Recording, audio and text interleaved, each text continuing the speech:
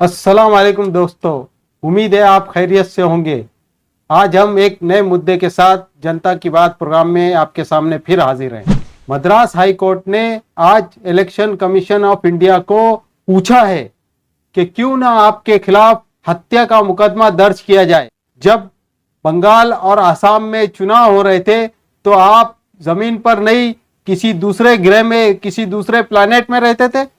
अगर 2 मई को आपने गिनती के दौरान पुख्ता इंतजाम नहीं किए तो हम गिनती को रद्द कर सकते हैं। ऐसा पहली मर्तबा नहीं हुआ है। जब से हालात बद से बदतर हुए कोरोना के ताल्लुक से, लगातार कोर्ट की तरफ से कभी हुकूमत को और अब जो इलेक्शन कमीशन को उनकी जिम्मेदारी सही तरीके से नहीं अदा करने की वजह से कोर्ट ने खरी खोटी सुनाई। इससे पहले दिल्ली हाई कोर्ट ने केंद्र को कटहरे में खड़ा करते हुए कहा था कि क्या हम लोगों को मरने के लिए यूं ही छोड़ देंगे। और आज मद्रास हाई कोर्ट ने इलेक्शन कमीशन ऑफ इंडिया को अभी जो कोविड की सेकंड लहर आई है, जो हालात बद से बदतर हो रहे हैं, उसकी जिम्मेदारी क्यों ना आपके ऊपर डाली जाए और आपके खिलाफ कत्ल का मुकदमा दर्ज किया जाए। वेस्ट बंगाल के अंदर 15,000 से ज्यादा केसेस आए और अभी दूसरी लहर का इंडिया में जो असर हुआ है, उसकी वजह से इंडिया की जो पूरी हेल्थ व्यवस्था जो कोलैप्स हो गई है, उसी के साथ साथ एक और खतरे की घंटी भी जो है हमको नजर आ रही है। और वो है वेस्ट बंगाल के अंदर एक और वेरिएंट, कोरोना वायरस का एक नया वेरिएंट भी मिला है। वो आने वाले दिनों में क्या कुछ तबाही मचा सकता है, उसकी कल्पना भी जो है अभी नहीं की जा सकती। ये सारे चीजों को लेते हुए चुनाव आयोग को मद्रास हाई कोर्ट ने कटहरे में खड़ा किया है। देश के अंदर हालात इतने गंभीर थे, आपने पॉलिटिकल पार्टीज को अपनी जिम्मेदारी और कोविड की गाइडलाइंस के तहत उनको काम करने के लिए मजबूर क्यों नहीं किया। पॉलिटिकल पार्टीज कोविड की गाइडलाइंस की धज्जियां उड़ाते हुए कैंपेन कर रही थी, लेकिन चुनाव आयोग ने अपनी जिम्मेदारी पूरी तरह से नहीं की और उनको एक मर्तबा भी चुनाव आयोग ने नोटिस जारी नहीं किया। इसीलिए चुनाव आयोग के ऊपर मद्रास हाई कोर्ट बहुत ज्यादा गुस्से में ये टिप्पणी करते हुए हमको नजर आए। ये मामला सिर्फ और सिर्फ देश के अंदर का मामला नहीं है, बल्कि इंटरनेशनल लेवल पर भी देश की बहुत ज्यादा बदनामी हो रही है। जो हमारे करंट लीडरशिप है, उन्होंने जिस तरह से कोरोना मामले को टैकल किया, उसकी जो है खिल्ली उड़ाई जा रही है। हर जगह अखबारात में हमारे लीडरशिप के खिलाफ और देश के हालात के खिलाफ जो है लिखा जा रहा है, बोला जा रहा है।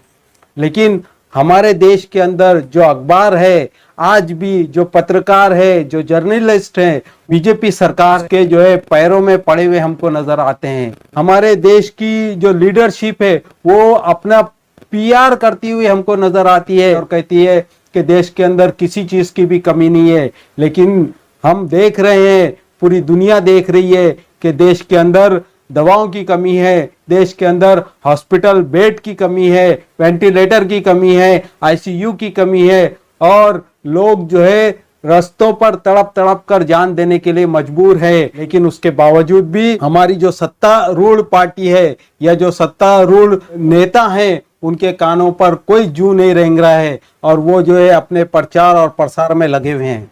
वहीं पर आज आपके सामने जो है दैनिक भास्कर की खबर के मुताबिक हमको ये बताया जा रहा है कि जो देश के अंदर मौतों के आंकड़े हैं, वो भी केंद्र सरकार के हुक्म के मुताबिक जो है कम करके दिखाए जा रहे हैं और उससे 5 गुना ज्यादा जो है मौतें हो रही है। लेकिन हमारी सरकारें क्या कर रही हैं, चाहे वो केंद्र सरकार हो या बीजेपी शासित जो है राज्य सरकार हो, वो मौत के आंकड़ों तक को जो है छुपा रही हैं।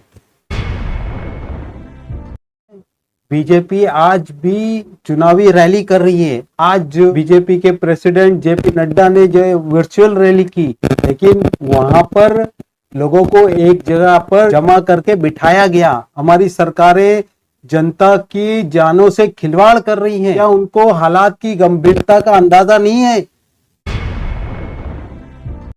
एक आईटी साइंटिस्ट के मुताबिक मई में जो है हालात इतने खराब हो जाएंगे कि 33-35 लाख से ज्यादा मरीज हर दिन आएंगे।